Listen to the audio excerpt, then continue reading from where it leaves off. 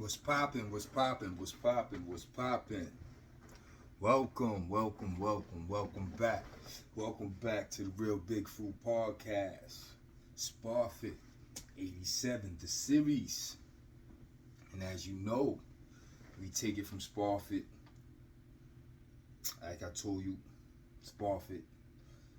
In episode 2, I told you what? I left Spofford. I said December 87, but I was wrong. I got arrested Halloween 87. By November 87, I was tried and convicted and sent to my facility, which was Berkshire Farms. Berkshire Farms in Canaan, New York. I remember getting there in the month of November because I spent Thanksgiving there. I watched the kids go home. And then Christmas came around. And I was trying to make the Christmas home visit, but I wasn't there long enough. So they denied me. So I got there November 87. Right? So I get there November 87, Berkshire Farms, upstate New York, Canaan, New York, closer to the Albany area. And the first thing I remember at Berkshire Farms was walking into the mess hall and seeing Mike Tyson. Yeah, the heavyweight champ of the world. That shit blew my mind. I say that to say because Mike Tyson, he had a couple homeboys from Albany, New York, that happened to be counselors at the facility. Yeah, they were our counselors, but yet they were his homeboys. This is in 87. And I think further down in his career when his ways with Kevin Rooney and Jacobs and all them dudes, and he brought his own people in. Those black dudes you should see running behind Mike Tyson, suited and booted. Those are the dudes that used to work at the facility, Berkshire Farms. Actual fact. But yeah, that was probably the biggest thing ever for me at Berkshire Farms, seeing Mike Tyson at that place. Real talk. But my journey at Berkshire Farms, it began when I went to my first cottage. You know, I got there, they processed you, they send you to your cottage. 9 times out of 10, that's the cottage you're gonna be in for a year or two until you released. You know what I'm saying? So I ended up going to my cottage or whatever. Wasn't too many New York boys there, a lot of white boys, a lot of young dudes, not too many, a lot of upstate dudes, Buffalo, Albany, shit like that. Wasn't too many New York dudes. It was 2 dudes from New York. One was from Spanish Harlem, and one was from Harlem. Shout out Raheem Paul, my boy, out of Harlem. Shout out Adrian Hernandez, my boy out of Spanish Harlem. Those were my only 2 homeboys at the time. You know what I'm saying? I clicked with these 2 dudes. And both of them was older than me. You know what I'm saying? I'm always clicking with older niggas. I'm always the little bad nigga. You know what I'm saying? But I clicked with these 2 dudes. And I'm going to have to say my real rep on that campus came about when the brother Raheem, he was older than me. So when we went to school, he was in different classes. You know what I'm saying? That's one thing about that facility. They ran that shit like a real campus. You know what I'm saying? When you came out your cottage and you went to school with everybody, the whole fucking campus. You know what I'm saying? So Raheem fucked around. He was going to classes with dudes I didn't know, older dudes or whatever, and he got into some shit. Him and the dudes started beefing, and home visits was coming around. This had to be, like I said, I got there November. I ain't make Thanksgiving. I ain't make Christmas. This was the January home visit. The first home visit I would have been eligible for.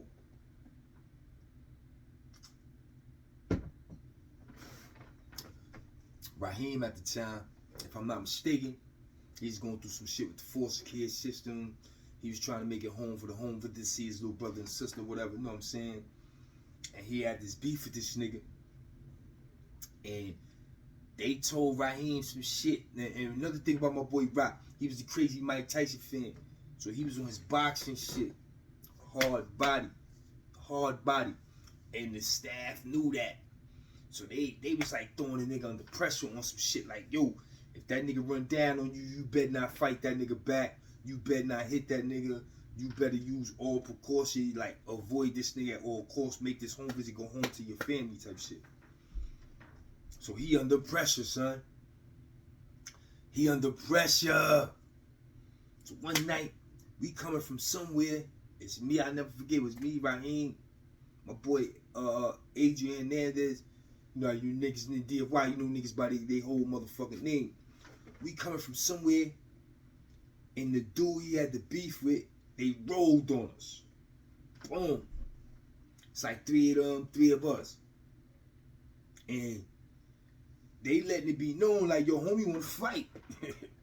And my man Rod like, yo, go ahead, Paul. Yo, go ahead, I don't wanna fight you. Yo, just go about your business, whatever. He swearing off. He ain't gonna let this nigga hook on him or no shit like that. He swearing off to defend himself, but he refused to hit this nigga back. Like, real talk, son. He going through the motions, son. And I'm standing there watching this shit. I'm a little nigga too, son. I'm the littlest nigga out there. It's about 6 of us. 3 of them, 3 of us. I'm the littlest motherfucker out there. We going through this shit. All of a sudden, the ODs come. ODs, we used to call them the ODs. They was like the off-duty officers, you know what I'm saying? They was more like the motherfucking Ds, if you ask me. The way they patrolled around the campus. These niggas come up, they pull up on the scene, everybody start running. Like they real police and shit, son. So when these niggas pull up, niggas start running. I don't run, son. I stand there. You know what I'm saying? So when they pull up, they see my man not fighting this nigga back or whatever.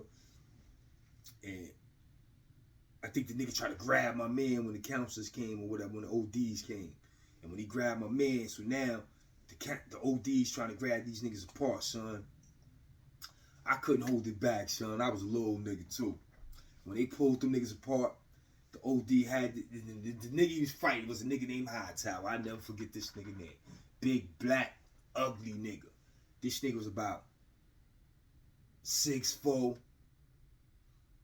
a sloppy 280 pounds, big, black, nasty motherfucker. Shit stained motherfucker. Word. When they separated them niggas, man, I looked at that nigga, son. I punched that nigga dead in his mouth while the ODs had that nigga. Punched that nigga dead in his mouth. Boom. They was like, hey, grab him, grab him. They hit me up. So I lost my first home visit for that shit right there. But my name got around. They was like, yo, that little badass nigga Fruit. He punched that big nigga Hightower in his mouth. So now the ODs, they talking about it like, yo, he did it right in front of me. He ain't even give a fuck. So that's how my name got out there. That's in January. I'm gonna break this shit down to you monthly. That was January. So now my name out there. My boy Raheem made his home visit, son. He made his home visit because he ain't fight that nigga back. Word. But Ra had something up his sleeve. We gonna get to that. So I lose January. Ra go home, come back. I make February. This is 88 now. I make my first home visit February 88. So I ain't been on the streets since Halloween. So that's what? I'm out there in 4 months. That shit felt like a year to me, or 2. So I make the February home visit. I come back. I never forget. It was March 88. It had to be February, March 88. I'm at Berkshire Farms. Got my little rep. We coming lunch one day. I walk in the mess hall. And the homie Brizz is sitting there with a counselor. If you don't know who Brizz is AKA Brandon Holmes out of East New York. One of my OGs from Spofford. I walk in the motherfucking mess hall. I see Brizz, Brandon. I'm like, oh shit. If if they think they got their hands full with me, they ain't seen nothing yet. This nigga Brandon about to tear this motherfucker up. So when I see the nigga Brandon, I'm like, yo, what's up? He like, yo, what up, kid? I'm like, yo, play the gym. I finally get the nigga to the gym, get to talk to the nigga. I'm like, yo, all you gotta do is be easy. They giving out home visits every 30 days. It was around February or March, sometime like that. I was like, yo, they about to do I think Easter was coming up. The Easter home visit or some shit. Yeah, I think it was the Easter home visit was coming up. I was like, yo, I don't think I'm gonna make it. I got into some shit in school, but yo, if you be easy, you'll make it. So he like, alright, cool, whatever. Man, that nigga Brandon went off and running.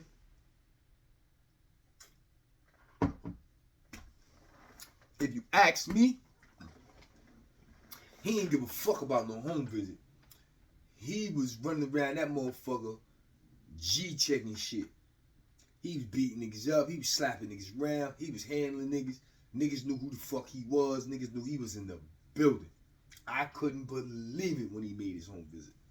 Brandon talked to me one day in the mess hall. He was like, yo, I made the home visit. I was like, what? And in my mind, I said, oh, they let that nigga go home because they know he is not coming back. Sure enough, Brandon went home, man. Brandon ain't come back, man. Shit went left, man. Brandon caught a motherfucking case while he was on the run from that juvenile facility, man. Ended up serving 25 years for some shit, man. But that was my big homie.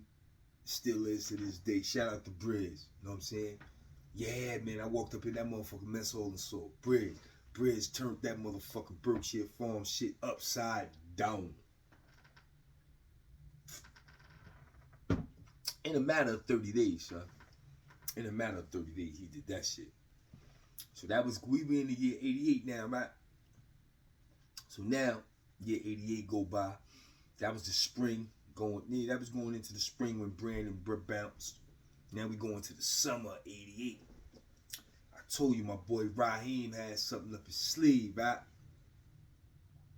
Now in Berkshire Farms, when they discharge you, either you could get discharged on any day of the week, and maybe your case counselor who got you accepted to the facility, maybe they'll drive you home or take you to the bus station, yada yada, whatever the fuck. They'll get you home. Or you could get lucky and your discharge could fall on a home visit where you ride the bus to Port Authority with the other kids. That's what happened with my boy Raheem.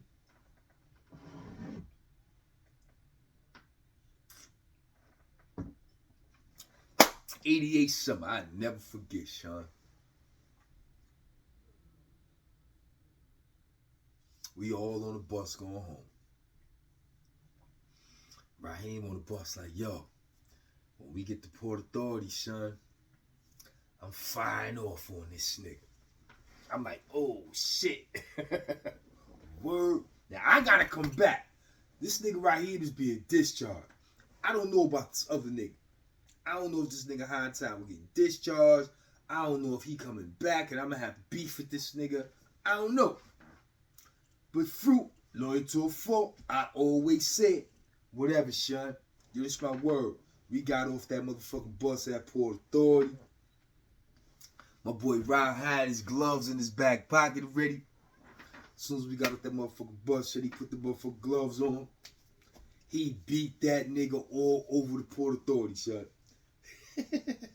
And I just stood there on deck like this. Oh, shit. Yo, he beat this nigga bloody. He beat this big nigga bloody because the big nigga was gassed up. The big nigga thought my son couldn't fight. He thought my son was punk. I don't know what the fuck he thought because my son would not fight the nigga back for a whole 6 months while we was at that fucking facility. Man, when they discharged my boy and they got off at Port Authority, Sean, he put that work in. You hear me, Sean? He beat that nigga Hightower bloody. And if Hightower watching this YouTube shit, he know what I'm talking about, Sean. Raheem beat your ass bloody. He beat you all over Port Authority, son. All over Port Authority. Real talk. Raheem get away. I came back. I don't think me and that nigga ever had a problem. If he came back, I can't remember. I don't even fucking remember. But I do remember running into the nigga in 93. I'm in HD and Bing. He was escorting me somewhere to a clinic or whatever. But I wasn't handcuffed or none of that slick shit. You know what I'm saying? I was being escorted with the police. And I saw the nigga. Same stupid, big, dumb nigga. He was sweeping the hallway. I was like, yo, what's up? I don't know if the nigga remembered me or what, but he ain't act like he wanted no motherfucking problem. But all I can say was, yeah, he's still a big, dumb nigga. You know what I'm saying? But yeah, Berkshire Farms, man. That place was okay, man. Yeah, my boy, shout out my boy Raheem Paul, man, from Harlem, man. He beat that nigga ass. Yeah, man, Berkshire was an alright spot for me, man. I ain't really have too many problems. I was playing ball at that place. I was getting looked at by some private schools and shit like that. But the only problem was them niggas was letting the nigga go home on them home visits, son. And when I was going home on them home visits, I was back on the streets of Brooklyn, which means we was back in the streets of Midtown, which means I was digging pockets on home visits, which means I was coming back, you know what I'm saying, fresh to death, money in my account. The fucking streets was calling me. That basketball shit was in the back of my mind, you know what I mean? So I definitely played myself with Berkshire Farms, man. Yeah, I definitely played myself with Berkshire Farms when I left there. That shit could have created some opportunities for me, but, you know, it is what it is. Yeah, Berkshire Farms was definitely my first juvenile spot, man. Shout out to all them boys I played ball with, man, them Long Island boys. Freaky Frank Weathers, Big Carl Anderson. You know what I'm saying? Those was my guys, man. We used to go out there and hurt shit, represent the Berkshire Bulldogs. We was hurting shit. We was bringing the pain to them little white boys up there in Albany County. We was doing what we do. Real talk.